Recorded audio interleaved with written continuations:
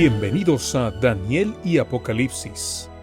Hoy estudiaremos un mensaje poderoso que nos recuerda que, aún en medio de crisis, cambios y desafíos espirituales, Dios sigue teniendo el control de la historia. Estos libros proféticos no solo hablan del futuro, también hablan del presente, de la lucha entre la verdad y el error, de la fidelidad en tiempos difíciles y de la esperanza que encontramos en Cristo Jesús. Abramos nuestro corazón para escuchar la voz de Dios y permitir que su palabra fortalezca nuestra fe. Bienvenidos.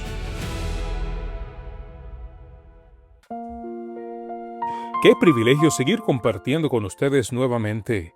Daniel capítulo 3, versículo 15 nos dice: Ahora, pues, ¿estáis dispuestos para que al oír el son de la bocina, de la flauta, del tamboril, del arpa, del salterio, de la zampoña y de todo instrumento de música, os postréis y adoréis la estatua que he hecho?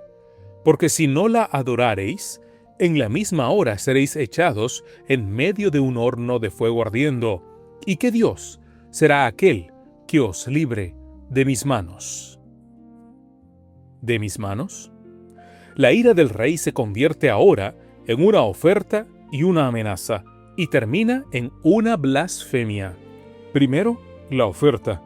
Mientras los tres hebreos estaban delante de él en su dignidad moral, en su inocencia y su pureza, el monarca quedó convencido de que eran superiores a los demás hombres de su reino.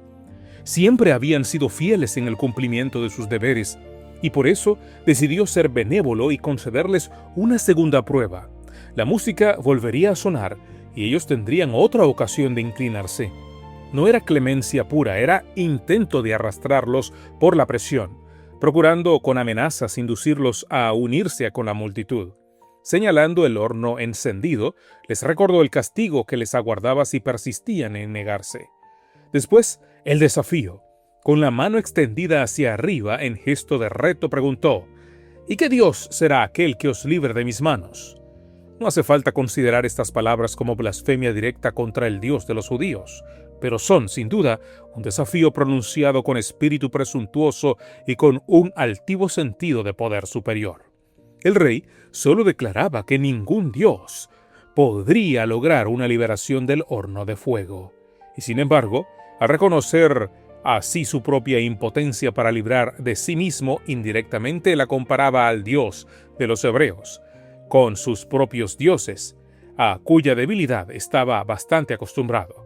Su jactancia recuerda la de aquel rey sirio que en otro tiempo se burló diciendo que el Dios en quien Israel confiaba no lo engañara. Pero el caso del rey de Babilonia era algo distinto, pues aquel otro habría exaltado abiertamente a sus dioses por encima de Jehová. Nótese la insensatez en la pregunta: de mis manos. Un hombre que gobernaba sobre el barro y el fuego se creyó dueño del poder del cual ningún cielo podía rescatar. Todo el imperio miraba. El acto de postrarse ante la imagen era entendido por todos como un acto de adoración, y por eso los tres hebreos no podían realizarlo. Tal homenaje solo podían rendirlo a Dios.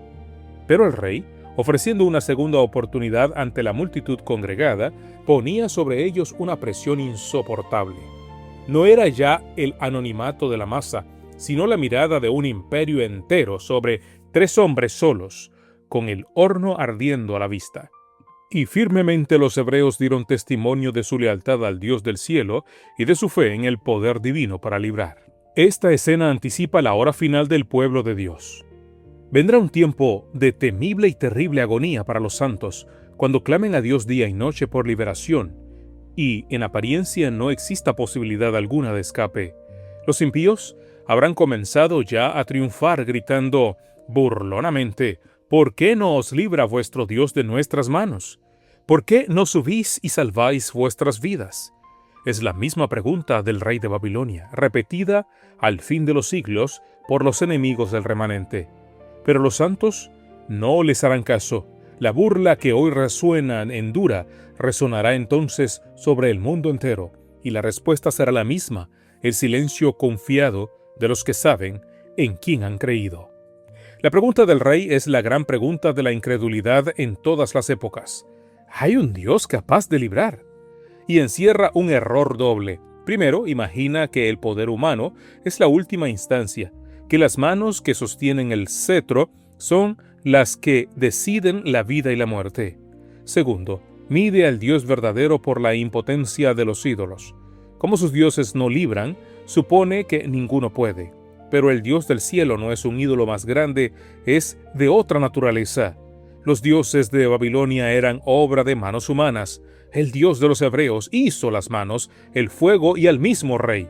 Por eso la pregunta que pretendía ser un reto se convierte en una profecía. Sí hay un Dios que libra de esas manos, y muy pronto todo el imperio lo sabrá. Cuando el hombre desafía al cielo, no está cerrando la puerta a la liberación, está preparando el escenario donde la gloria de Dios se manifestará. Cuidado con la segunda oportunidad que ofrece el mundo. A menudo la prueba más peligrosa no es la primera, sino la segunda, cuando ya has resistido y entonces te dan otra ocasión de ceder. Esta vez con más precisión, más miradas y el horno más cerca. Se te presentará como una gentileza. Piénsalo otra vez. No seas rígido, únete a los demás, y detrás vendrá siempre la amenaza. En ese momento no negocies. Lo que fue idolatría al primer acorde lo sigue siendo al segundo. Y prepárate también para la burla. ¿Dónde está tu Dios? Llegará el día en que tu fidelidad parezca absurda, en que no se vea salida y los que te presionan parezcan haber ganado. Entonces recuerda que la pregunta, ¿qué Dios os librará?, no es un argumento sino una jactancia, y que Dios no está obligado a responder al desafío de los soberbios, aunque siempre responde a la fe de los suyos. No contestes a la burla, contesta a tu Señor. ¿Y qué Dios será aquel que os libre de mis manos? Nunca un hombre hizo una pregunta más peligrosa y arrogante, porque estaba a punto de recibir la respuesta.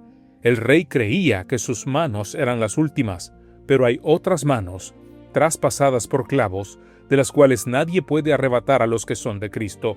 Él mismo dijo que nadie las arrancará de su mano, ni de la mano del Padre. El horno que el rey encendió para probar la impotencia del cielo se convirtió en el lugar donde el Hijo de Dios se hizo visible, caminando entre las llamas con los suyos. Así que cuando el mundo levante su mano en desafío y pregunte quién podrá librarte, no discutas. Mira las manos de tu Salvador. De aquellas manos no te arrancará ningún rey, ningún decreto y ningún fuego, ni en la vida ni en la muerte, ni ahora ni en el día final. Dios Todopoderoso, cuyas manos hicieron el fuego y sostienen a los reyes, gracias, porque ningún poder de la tierra puede arrebatarnos de tu mano. Fortalécenos cuando el mundo nos ofrezca una segunda oportunidad de ceder y la envuelva en gentileza y amenaza a la vez.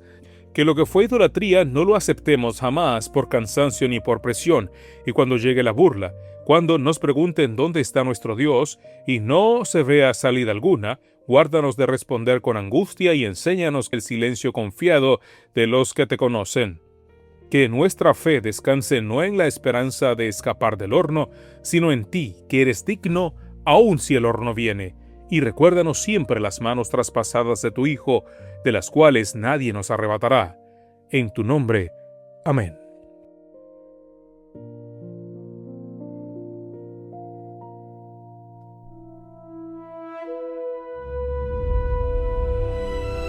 Gracias por acompañarnos en este estudio de Daniel y Apocalipsis. Que el mensaje de hoy nos motive a permanecer firmes, confiar más en Dios y vivir con esperanza aún en medio de las pruebas. Recordemos que los reinos de este mundo pasarán, pero el reino de Dios permanecerá para siempre. Hasta nuestro próximo encuentro, que el Señor bendiga tu vida y fortalezca tu caminar espiritual.